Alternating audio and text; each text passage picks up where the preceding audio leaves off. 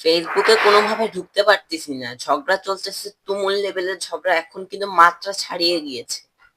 শামীম আহমেদ মনা এবং কাফি, নুরুজ্জামান কাফি। শামীম আহমেদ মনার প্রথমে বেশ কিছুদিন থেকে আলোচনা চলতেছে যে বইমেলাতে এখন কন্টেন্ট ক্রিয়েটরদের আবির্ভাব ঘটেছে, তারা এখন বই লিখতেছে। শামীম আহমেদ মনা তিনি একটা পোস্ট দিয়েছে, একটা ভিডিওর মাধ্যমে, রিলস, যে তিনি সেখানে নুরুজ্জামান কাফিকে অপমান করেছে। মূলত নুরুজ্জামান কাফির যদিও নাম দেন নাই, তবে খুব সুন্দরভাবে স্পষ্টভাবে বোঝা গেছে যে তিনি কাফিকে বলছে মারাত্মক বিচ্ছিরি ভাষায়। তিনি বেশ কিছু গালিগালাজের সাথে কথাগুলো বলছে। এখন ভাই, তুমি যে নুরুজ্জামান কাফির নিয়ে কথা বলতেছো না, এটা যেই সেই কাফি না, এটা ওই কাফি যে কাফি এই আন্দোলনের সময় প্রথমবার শেখ হাসিনার খুনি হাসিনা বলছে। আর কেউ এর আগে বলতে পারে না, কাফি একা বলছে। এই কাফি ওই কাফি যে বলছে আপোষ নাই, খুনি হাসিনার সাথে বসা নাই। এই কাফি ওই স্লোগানটা বানাইছে, যে স্লোগানটা 24-এর গণ অভ্যুত্থানটাকে চেঞ্জ করে দিয়েছে। ছি ছি হাসিনা লজ্জায় বাঁচি নাই, এই স্লোগান ওই কাফির বানানো। ওই কাফি এই স্লোগানটাকে ফেমাস করেছে।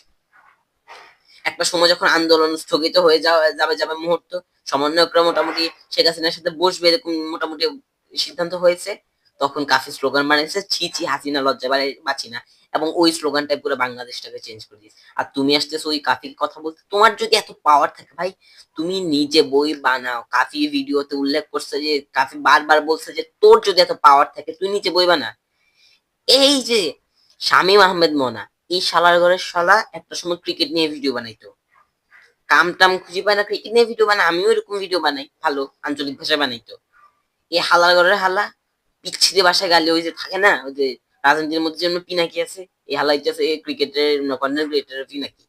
গাড়ি ছাড়া হালার কোনো কথা নেই। আই যে আপনারা হিতের অ্যাকাউন্টে যাইয়েন, যাই দেখবেন কাফির কথা গানি যেন কইছি, এর আগে কি দেন একটা শব্দ ব্যবহার করছি, বাজে লেভেলের কথাবার্তা হিতের।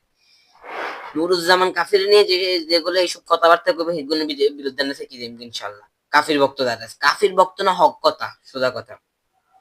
কাফি তার প্রাক্তনকে নিয়ে ভিডিও বানায়, এটা আমিও খুব একটা পছন্দ করি না।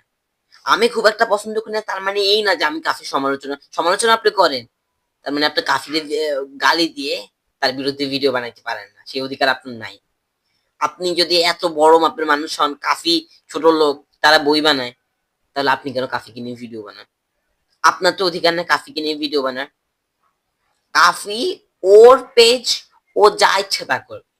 ওর প্রাক্তনের নিয়ে ভিডিও বানাক, ওর প্রাক্তনের আগেরটারে নিয়ে ভিডিও বানাক, ওর আগের জন্মেরটারে নিয়ে ভিডিও বানাক, ও ফিউচারটারে নিয়ে ভিডিও বানাক।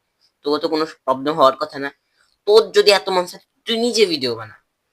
শালার ঘরে শালার এইসব ফালতু বিষয় নিয়ে তোরা একটু ইয়ে করতে, কাফির মতো মানুষরা আসলে তোরা এসব নিয়ে কইতে। চিন্তা করে দেখবি বাংলাদেশে যে যুদ্ধটা হয়েছে, কাফি এর অনেক বড় একটা অবদান রাখছে এই যুদ্ধের মধ্যে। এটা স্বীকার করতে পারবো, আমরা এটা স্বীকার করতে বাধ্য। কাফি আন্দোলনের মোড় ঘুরাইছে। লাস্ট মোমেন্টে গিয়ে যেভাবে মুশফিক রিয়াদের ফিনিশিংটা করে না, ওই যে মাহমুদুল্লাহ রিয়াদ, মাহমুদুল্লাহ রিয়াদ এবং মুশফিকুর রিয়াদ যে ডাউন দ্য উইকেটে এসে মিড উইকেটের উপর দিয়ে যে 6টা হাঁকায় না, কাফি ওই 6টা হাঁকাইছে। ওই 6টার নাম হইছে ছিচি হাসিনা লজ্জায় বাঁচি না। কাফির ফ্যানরা তোমরা সাড়া দাও, আর ওই শালার ধুয়ে দাও, ওই শালার ফেসবুকে গিয়ে রিপোস্ট মারো, ভিডিও টাইটেলে শালার ইয়ে দেওয়া আছে। ভালো থাকবেন সবাই, সুস্থ থাকবেন, আল্লাহ।